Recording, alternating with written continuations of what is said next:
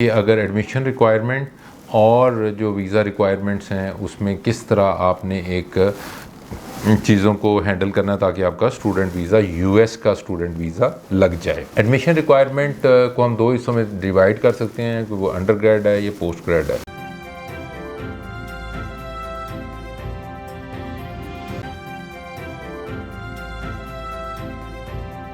अस्सलाम वालेकुम, मैं हूं वहीद अहमद फ्रॉम वैक कंसल्टेंट। आज काफ़ी इम्पोर्टेंट हमारा टॉपिक है, इसको आप आखिर तक देखिएगा।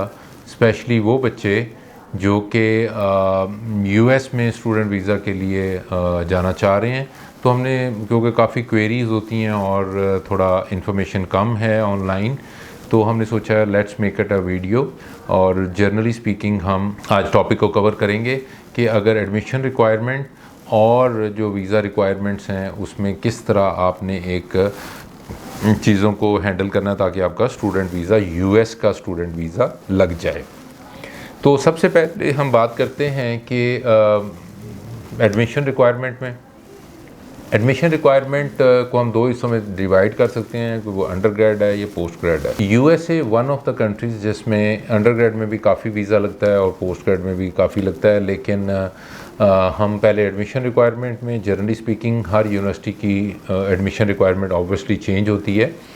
और जो हाई रैंक यूनिवर्सिटीज़ हैं जैसे आईवी लीग है या other top level university first year universities हैं, वो अक्सर SAT, ACT, GMAT, GRE for under grade and post grade मांगती हैं, लेकिन उनको वेव भी कराया जा सकता है। इसमें कोई प्रॉब्लम नहीं है। अगर आपको कोई इसमें मसला आ रहा हो तो आप किसी एक्सपर्ट से इसके हवाले से बात कर सकते हैं कि किस तरह आप without SAT, without GMAT, without GRE और एसीटी आप किस तरह ये है एडमिशन अपना सिक्योर कर सकते हैं और आपका उसका वीज़े के ऊपर भी इम्पैक्ट नेगेटिव नहीं आएगा। तो इसमें एडमिशन रिक्वायरमेंट में जनरली स्पीकिंग एटलीस्ट आपके कोई 60% अबव मार्क्स हों तो हमें एक मिड कैडर यूनिवर्सिटी मिल जाती है, और अगर 80% तक हों तो और अच्छी यूनिवर्सिटी भी मिल जाती है। इसके अलावा जो अंडर ग्रेड में कॉलेज एसेज और पोस्ट ग्रेड में एसओपी या आपकी स्टेटमेंट ऑफ पर्पस जो है वो बड़ी इंपॉर्टेंट होती है। उसको बड़े ध्यान से लिखना होता है और उसमें आपकी रेलेवेंस, फ्यूचर प्लान्स और relevance to this course कि why you want to go to America and do this course and how this would corroborate with your goals in the future life।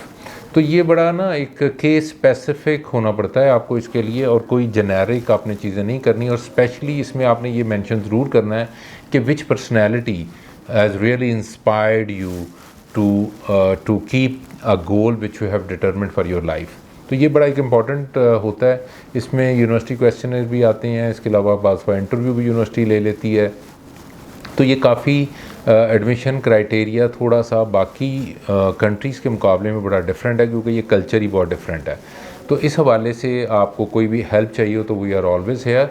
अब आ जाएं अगर वीज़ा रिक्वायरमेंट में, तो visa में obviously हमें bank statement एक बड़ा इंपॉर्टेंट, यानी फाइनेंशियल एविडेंस बड़ा इंपॉर्टेंट रोल प्ले करता है। नॉर्मली स्पीकिंग बैंक स्टेटमेंट आपकी नॉर्मल सी यूनिवर्सिटी के लिए भी 1 करोड़ से लेके कोई 2.25 करोड़ यानी 175 लैक्स की जो है वो रिक्वायरमेंट हो सकती है, depending on the fee of the university and what you have earlier paid.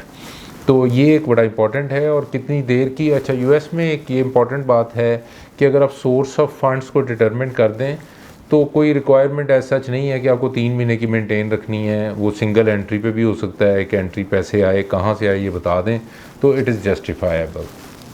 Source of funds determine करना है हमने, उसका भी एक तरीका है। corroborate करना है, वो भी ज़रूरी है।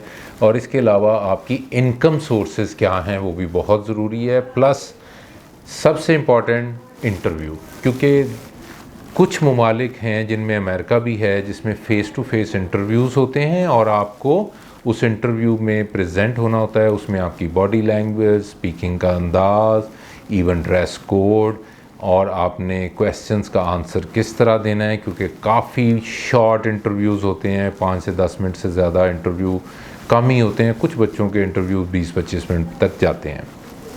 तो इंटरव्यू की preparation is very major subject in granting of the visa.